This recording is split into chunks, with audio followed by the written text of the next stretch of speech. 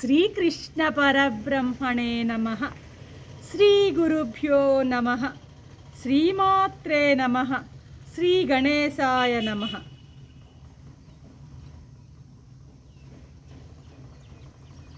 ప్రియాత్మ బంధువులారా, నిత్య జీవితంలో భగవద్గీత 344వ భాగం 14వ అధ్యాయం గుణత్రయ విభాగ యోగం.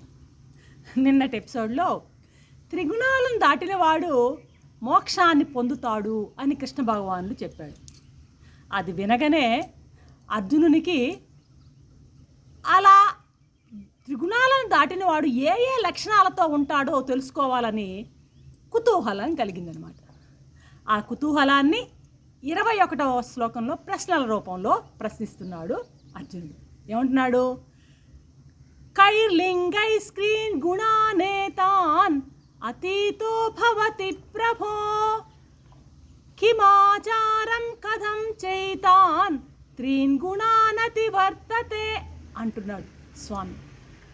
ఎవరు? అర్జునుడు అడుగుతున్నాడు. ప్రభు శ్రీకృష్ణ, నీవు సర్వోత్కృష్టమైనటువంటి ప్రతిభాశాలివి. నీవు చిద్ఘన పరమాత్మవు. సేవకులమైనటువంటి మాకు కలిగేటువంటి అనుమానాలని తీర్చాల్సినటువంటి ధర్మం మీకుందయ్యా. కాబట్టి నాకు కలిగినటువంటి సందేహాలు, ఈ త్రిగుణాతీతుని గురించి మీరు చెప్పినటువంటి విషయాలన్నీ విన్నాక నాకు కొన్ని సందేహాలు కలిగాయి. ఆ సందేహాలు మీరు నాకు తీర్చగలరు అని అడుగుతున్నాడు అనమాట. చూడండి, ఇక్కడ మామూలుగా అర్జునుడికి ఎందుకు అడుగుతున్నాడు ఇలా? ప్రతి ఒక్కడు నేను గుణాతీతుడిని అనేటువంటి చెప్తూ ఉంటారు కదా. చెప్పారనుకో అందరూ నేను గుణాతీతుడిని అతను ఒప్పుకోవడం ఎలా? ఇది అర్జున్ని ప్రశ్న కాదు, మనందరి ప్రశ్న. గుణాతీతుడు నేను అని అంటే అతను గుణాతీతుడా కాదా అని ఒప్పుకోవడం ఎలా? కాబట్టి ఆ గుణాతీతుడు ఎటువంటి ఆచరణ కలిగి ఉంటాడు?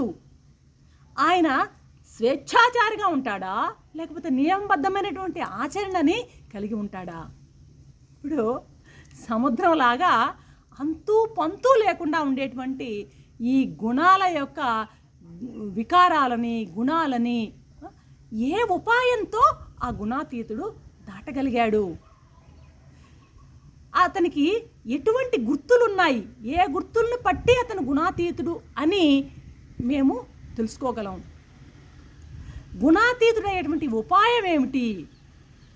స్వామి, నాకు 3 శంకలు కలిగాయి, వీటిని తీర్చండి అంటున్నాడు. ఏమంటున్నాడు? మొట్టమొదట గుణాతీతుని యొక్క లక్షణాలేమిటి అంటున్నాడు.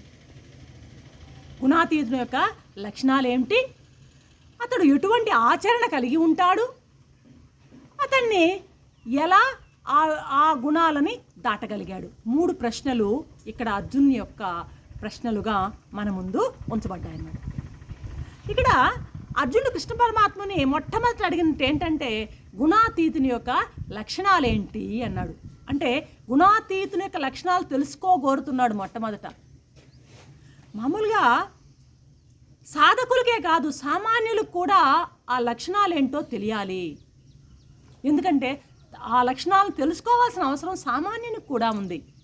ఎందుకంటే కొందరు ఆధ్యాత్మికంగా చాలా బాగా ఎదిగామనుకుంటూ చాలా కింది స్థాయిలో ఉన్నవాళ్ళు కూడాను, వాళ్ళు దృశ్యవాసనలు వాళ్ళలో ఇంకా తీరకున్నా కూడాను, వాళ్ళు పూర్తిగా వేగని విత్తనాలు అయినప్పటికీ కూడాను వాళ్ళు ఏంటంటే సిద్ధపురుషులమని, గుణాతీతులమని, జీవన్ముక్తులమని చెప్పుకుంటూ ప్రజలను మోసం చేసేటువంటి అవకాశం ఉంటుంది.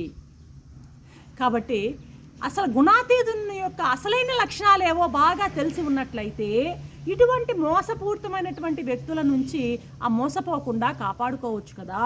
కాబట్టి అసలుగానే తెలిసినట్లయితే ఈ నకిలీలని గుర్తించవచ్చు కదా అన్నది అర్జున్ యొక్క ప్రశ్న అన్నమాట. అంతేకాకుండా ఇంకొక మనకు ప్రయోజనం కూడా ఉంటుంది. ఏంటది అంటే ఈ గుణాతీతుని లక్షణాలని గురించి కనుక బాగా చక్కగా మనం తెలుసుకుని ఉన్నట్లయితే ప్రయత్నించి మనం కూడాను ఆ గుణాతీత లక్షణాలను పొందడానికి ప్రయత్నించడానికి వీలుంటుంది అనేటువంటి ఆ ప్రయోజనం కూడా ఉందన్నమాట. ఇవన్నీ ఆలోచించే అర్జునుడు మన కొరకై ఆయన మన మౌత్ పీస్ లాగా పరమాత్మని ఈ ప్రశ్న వేశాడనమాట. మామూలుగా 2వ అధ్యాయంలో అర్జునుడు స్వామిని అడుగుతాడు, స్థితప్రజ్ఞస్య కా భాష అంటాడు. అంటే స్థితప్రజ్ఞ లక్షణాలు ఏంటయ్యా అని ప్రశ్నించాడు. అదేవిధంగా ఆయన స్థితప్రజ్ఞ లక్షణాలన్నీ చెప్పడం జరిగింది. అది పెద్ద చాలా పెద్ద ప్రకరణం, టాపిక్ అనమాట. స్థితప్రజ్ఞ లక్షణాలు కానీ, గుణాతీతుని లక్షణాలు కానీ, అద్వేష్టాది గుణాలు ఉన్నాయే భక్త లక్షణాలు, ఆ భక్త లక్షణాలు కానీ, అమానిత్వాది గుణాలు ఉన్నాయి జ్ఞానుల లక్షణాలు, జ్ఞానం అమానిత్వాది లక్షణాలు కానీ, అద్వేష్ట అది భక్త లక్షణాలు కానీ, గుణాతీత లక్షణాలు కానీ, అదేవిధంగా ఈ స్థితప్రజ్ఞ లక్షణాలు కానీ, ఇవన్నీ కూడాను ఒక మనుషుని యొక్క ఔన్నత్యాన్ని, ఆధ్యాత్మిక ఔన్నత్యాన్ని కొలవడానికి కొల్చుటకు వాడేటువంటి కొలమానాలు అనమాట, తూనికలు అన్నమాట ఇవి.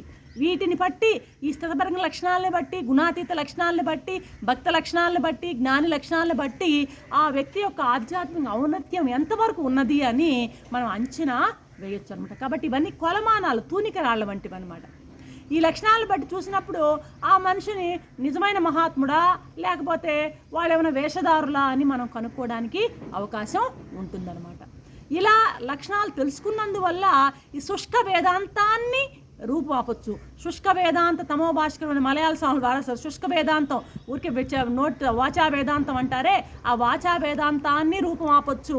పరమార్థ క్షేత్రంలో సోమరితనంతో, మామూలుగా ఈ చాలామంది కాషాయాలు వేసుకుని ఆ సోమరితనంతో నేను వేదాంతిని అనేటువంటి దాంట్లో కొట్టుకుపోతుంటారు కదా, అటువంటి కలుషిత వాతావరణాన్ని కూడాను మనం ఇక్కడ కంట్రోల్ చేయడానికి ఈ లక్షణాలన్నిటి బాగా కానీ తెలిసి ఉన్నట్లయితే సామాన్యునికి కూడా చాలా మంచిది అన్న ఉద్దేశంతోనే అర్జునుడు ఇక్కడ ఆ ప్రశ్నలు అడగడం జరిగిందన్నమాట. కిమాచార అంటే గుణాతీతుని యొక్క ఆచారము, అనుష్ఠానం ఎలాంటిది అని అర్జునుడు ఇక్కడ తెలుసుకోగోడుతున్నాడు 2వ ప్రశ్నలో.